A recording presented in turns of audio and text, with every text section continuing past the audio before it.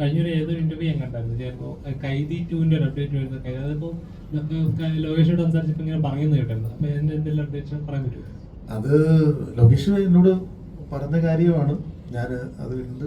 കാരണം വിക്രമിലേക്ക് വിളിക്കുമ്പോഴാണ് പറഞ്ഞത്. കാരണം വിക്രമിൽ ഈ കഥാപാത്രം കൊല്ലപ്പെടുകയാണ്. എന്നോട് പറഞ്ഞത് ഇങ്ങനെ കൈദി ഫസ്റ്റ് കഴിഞ്ഞ് 25 ദിവസം കഴിഞ്ഞ് നടക്കുന്ന കഥയാണ് കൈദി സെക്കൻഡ്. കൈദി ഫസ്റ്റ് കഴിഞ്ഞ് 75 ദിവസം കഴിഞ്ഞ് നടക്കുന്ന കഥയാണ് വിക്രം.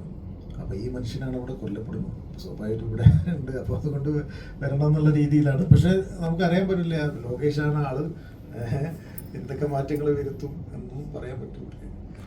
LC യൂണിവേഴ്സിൽ തന്നെ ഒരു ഷോർട്ട് ഫിലിം പറഞ്ഞിട്ടുണ്ടായിരുന്നു. അപ്പോൾ അതിന്റെ ഭാഗമാണ് അതിന്റെ ഒറിജിൻ കഥയുടെ രൂപമൊക്കെ അറിയാം. അന്ന് ഈ ഇങ്ങനെ ഇതിന്റെ ഒറിജിൻ ആയിട്ട് ഒരു ഷോർട്ട് ഫിലിം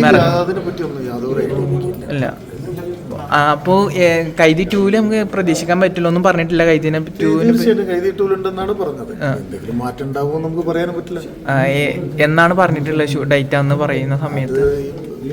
പകുതിയിലായിട്ട് വർഷത്തെ പകുതിയിലായിട്ട് തുടങ്ങുന്നതാണ്. നെക്സ്റ്റ് അതിലേക്കാണ് പോകുന്നതെന്നാണ് പറഞ്ഞത്.